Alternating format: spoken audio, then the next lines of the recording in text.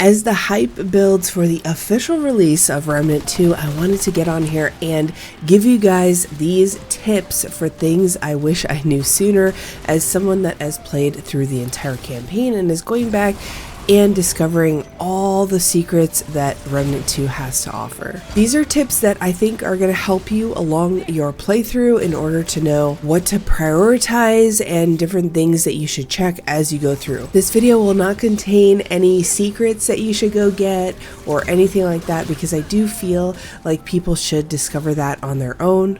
Just know that there are a ton of secrets in Remnant 2, so you can spend hours and hours and hours and hours trying to figure it out. There are some that are just not even solved yet.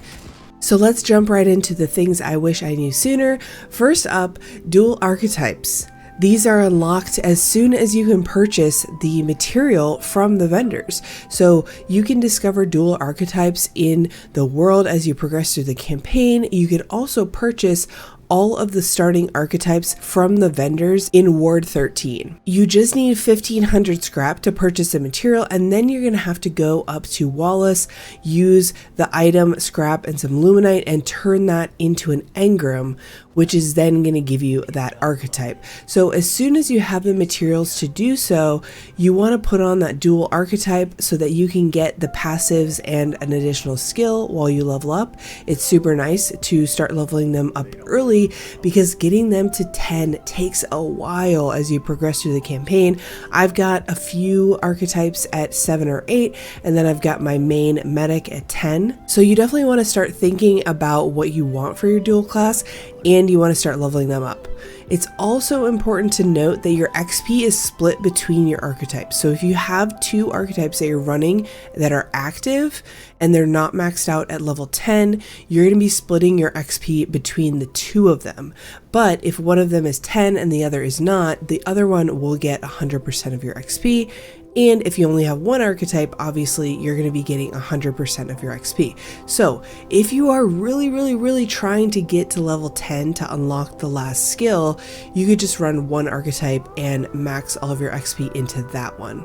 Lastly, the relic fragments that you find in the world are going to improve. The quality of them is going to improve as your average level of all your archetypes improves. So only purchase them from Wallace when you want to level that archetype up. Don't purchase them just to have a bunch of zeros in your inventory.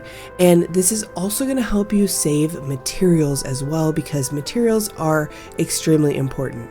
The next tip is that you won't have access to Gunslinger very soon in the story, so if you did pre-order and maybe you just don't get around to playing the game until now, and you have any inclination to play Gunslinger, start Gunslinger, and you can change later as soon as you unlocked your next engram, like I mentioned before. The next tip is to check vendors at Ward 13 periodically as their stock is expanded. As you play through the campaign, the vendors at Ward 13, especially Cass the scrap merchant, is going to update her inventory to include more items. So make sure you go back and check on her and see if there's anything in there that interests you, but don't try to buy everything, because scrap is important, which is the next tip.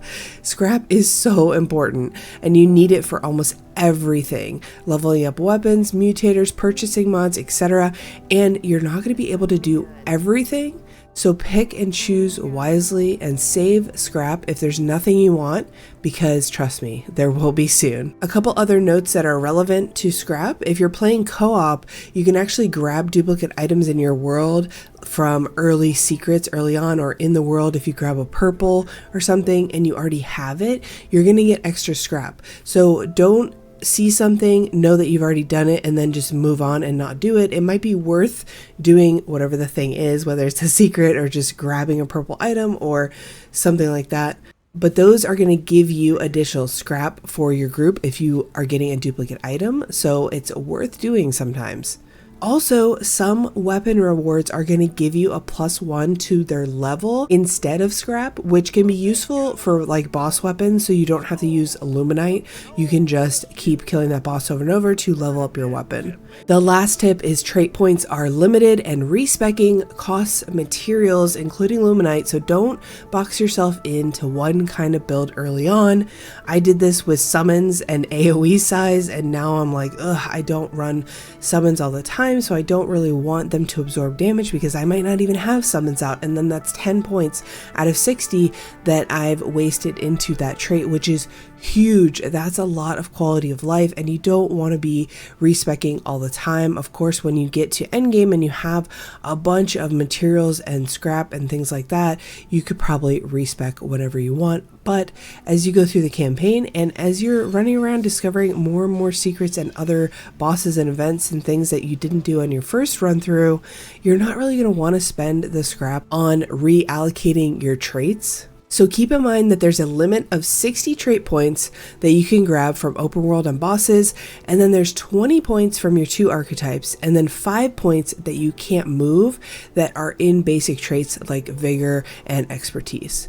Alright guys, that's it for my tips. I couldn't think of anything else. If you have any tips for new players that is not related to any kind of secrets or anything like that, put them down in the comments below. Things you would do differently maybe if you were running through your campaign playthrough again. But I hope that helps you guys out, and I hope you have an amazing launch to Remnant 2 and enjoy your first campaign.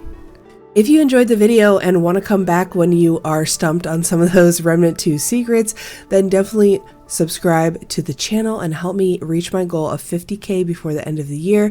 Thank you so much for watching, and I'll see you in the next one. Bye-bye.